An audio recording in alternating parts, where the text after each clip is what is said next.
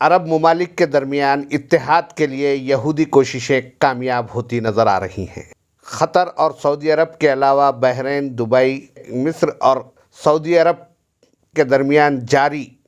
اختلافات آج GCC اجلاس کے ساتھ ساتھ ختم ہو گئے، اور تمام ممالک نے جنہوں نے قطر کے ساتھ تعلقات ختم کر لیے تھے، ان ممالک نے تعلقات کو بحال کرنے کا اعلان کر دیا ہے۔ قطر جو GCC کا رکن ہے، اس کی رکنیت کو ختم کرتے ہوئے 2017 جون میں بحرین، دبئی، ایجپٹ، سعودی عرب نے قطر پر تحدیدات عائد کر دی تھیں، جس کے نتیجے میں قطر میں نہ صرف مہنگائی میں اضافہ ہوا بلکہ قطر کو کئی مسائل کا سامنا کرنا پڑا۔ لیکن 2017 سے 2020 کی اس مدت کے دوران قطر نے ایران سے جو تعلقات ہمکنار کیے ہیں، ترکی سے جو تعلقات استوار کیے ہیں، انہیں دیکھتے ہوئے عرب ممالک کو خطرہ محسوس ہونے لگا، بلکہ عرب ممالک سے زیادہ اسرائیل، امریکہ نے اس خطرے کو محسوس کر لیا، کیونکہ قطر نے اپنے ملک کی دفاعی قوت کو مزید مستحکم کرنے کی منصوبہ بندی شروع کر دی تھی۔ علامہ اقبال نے اپنی کتاب ضرب کلیم میں لکھی ایک نظم جمعیت اقوام مشرق میں ایک شعر کہا تھا: تہران ہو گر عالم مشرق کا جنیوا، شاید کہ کرہ ارض کی تقدیر بدل جائے۔ شاید اب وہ دور قریب آنے لگا ہے کہ عربی اور عجمی کے درمیان 1400 سال پہلے مٹائے گئے فرق کو اب دنیا ختم کرنے کی کوشش کر رہی ہے۔ اسرائیل اپنی طاقت کو منوانے، اپنی قوت کو منوانے کے لیے عرب ممالک کے اتحاد پر انحصار کیے ہوئے ہے۔ دبئی سے اسرائیل کے تعلقات استوار ہونے کے بعد بحرین، موراکو، سوڈان نے بھی اسرائیل کے ساتھ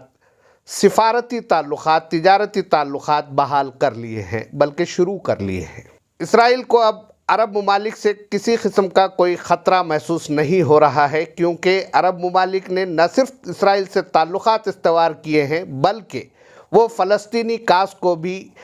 آہستہ آہستہ فراموش کرنے لگے ہیں۔ وہ اس بات کی کوشش کر رہے ہیں کہ فلسطین کے عوام کو اس بات کا یقین دلایا جائے کہ فلسطینی کاز کو نقصان پہنچانے والے کوئی اور نہیں بلکہ فلسطینی قائدین، جو فلسطین کے تحفظ، فلسطین کی آزادی اور اپنے حق کے لیے لڑ رہے تھے۔ عربی اخبارات، عرب ممالک سے چلائے جانے والے میڈیا ہاؤسز میں اس طرح کی خبریں چلائی جا رہی ہیں کہ حماس اور فتح نے عرب ممالک سے کروڑہا روپے کی دولت حاصل کی، لیکن فلسطینی کاز اور فلسطینیوں کے دفاع میں ناکام رہے۔ عرب ممالک فلسطینیوں کو مورد الزام ٹھہراتے ہوئے اسرائیل کے ساتھ تعلقات بہتر بنانے کی کوشش کر رہے ہیں، اور اس میں بڑی حد تک کامیابی بھی حاصل کر چکے ہیں۔ سعودی عرب میں ہوئے GCC اجلاس کے دوران قطر کو بھی عرب ممالک نے اپنے ساتھ شامل کر لیا ہے۔ قطر جو کہ عرب ممالک سے اسرائیل کے اختلافات کے دوران بھی اسرائیل سے تجارتی تعلقات جاری رکھے ہوئے تھا، اب وہ مملکت پوری طرح سے عرب ممالک کے ساتھ جا چکی ہے۔ موجودہ صورتحال میں خاص بات یہ ہے کہ قطر میں طالبان کے ساتھ ساتھ حماس کے دفاتر بھی موجود ہے۔ اس کے علاوہ قطر سعودی عرب کی شدت سے مخالفت کرنے والی، بلکہ اسرائیل اور مصر کی شدت سے مخالفت کرنے والی اخوان المسلمون کے مرکز کے طور پر کام کر رہا ہے۔ اخوان المسلمین کا دفتر قطر میں موجود ہونے کی اطلاعات اب تک موصول ہو رہی ہیں، لیکن کیا اب یہ باقی رہے گا؟ یہ ایک اہم سوال ہے۔ لیکن دوسری طرف اسرائیل کے خلاف ایک غیر عربی مسلم محاذ تیار ہونے جا رہا ہے، جس کا حصہ ایران، ترکی، انڈونیشیا، ملیشیا اور پاکستان ہے۔ پاکستان پر اسرائیل سے تعلقات بحال کرنے، بلکہ استوار کرنے کے لیے جس طرح سے عرب ممالک نے دباؤ ڈالا ہے، اس کی سابق میں کوئی نظیر نہیں ملتی۔ پاکستان کو اس قدر مجبور کرنے کی کوشش کی گئی کہ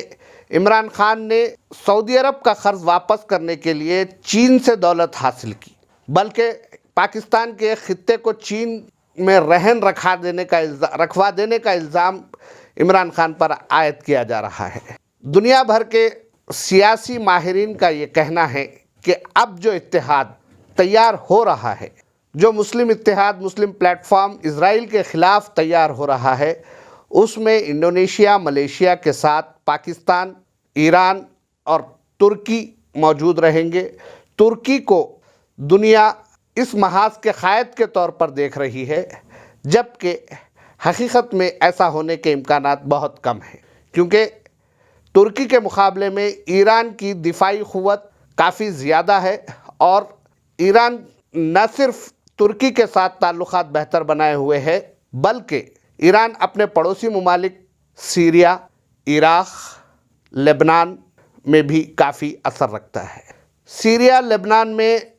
ایران کے اثرات سے کوئی انکار نہیں کر سکتا، کیونکہ لبنان میں حزب اللہ نامی تنظیم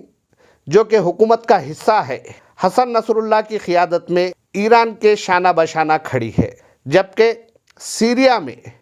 جب بشار الاسد کے خلاف انقلاب شدت اختیار کر چکا تھا، اس وقت بھی پاسداران انقلاب نامی ایرانی دفاعی تنظیم بشار الاسد کی تائید میں کھڑی تھی۔ اسی طرح عراق میں ایران کی فوجی طاقت موجود ہونے کے کئی ثبوت سامنے آ چکے ہیں، بلکہ قاسم سلیمانی کو جہاں مارا گیا وہ عراق ہی تھا، جو کہ ایران فوج کے کمانڈنٹ رہے ہیں۔ 1 سال پہلے ان کی موت امریکہ کے حملے میں ہوئی، اور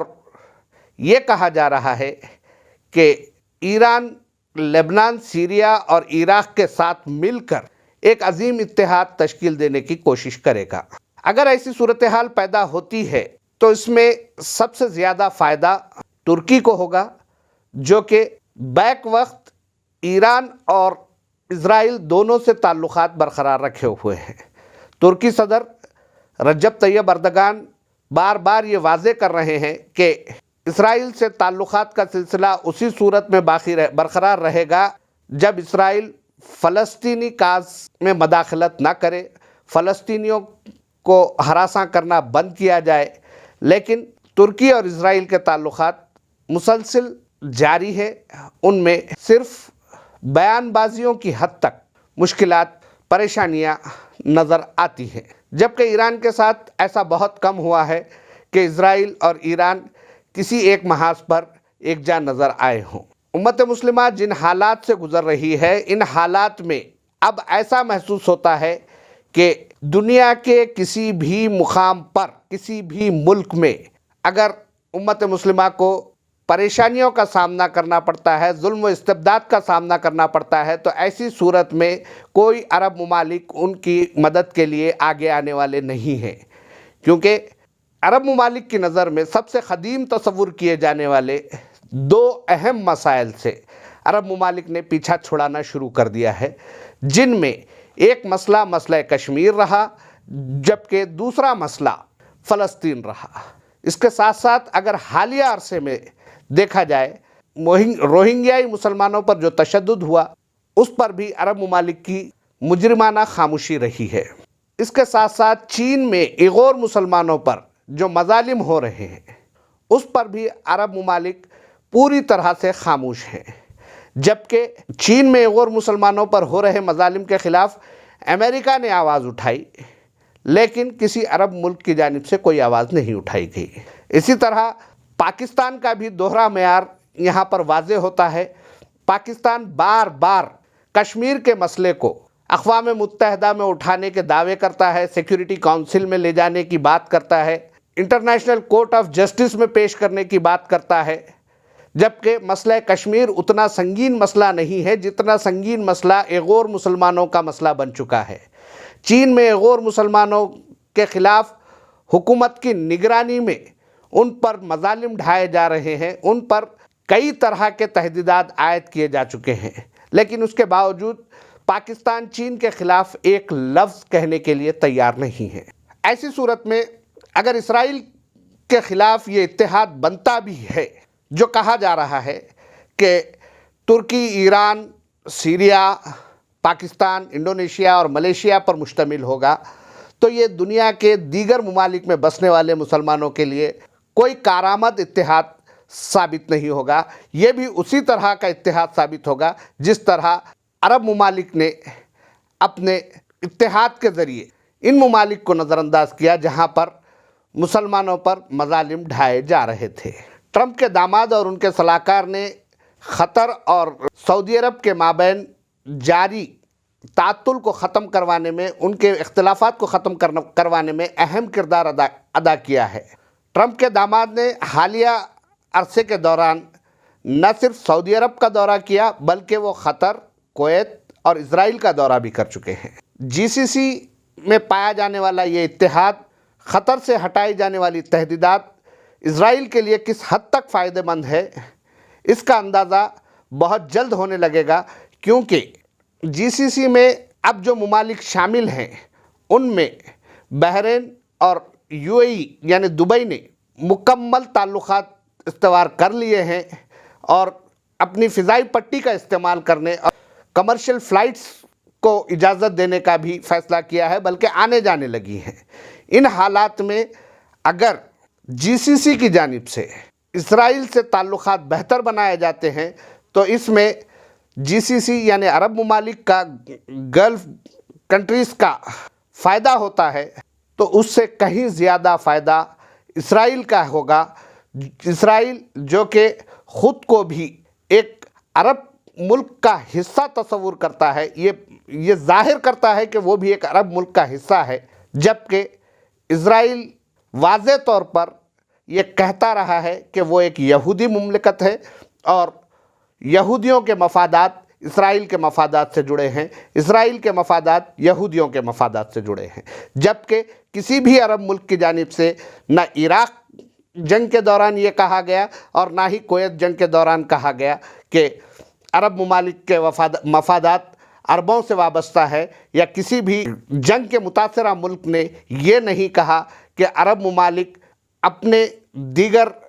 عرب ممالک کے تحفظ کے لیے آگے آئیں یا اپنے مفادات کے تحفظ کی خاطر ان ممالک کے تحفظ کو یقینی بنائیں۔ لیکن آج صورتحال یہ ہے کہ ایک یہودی نے 5 مسلم ممالک کو متحد کروا دیا۔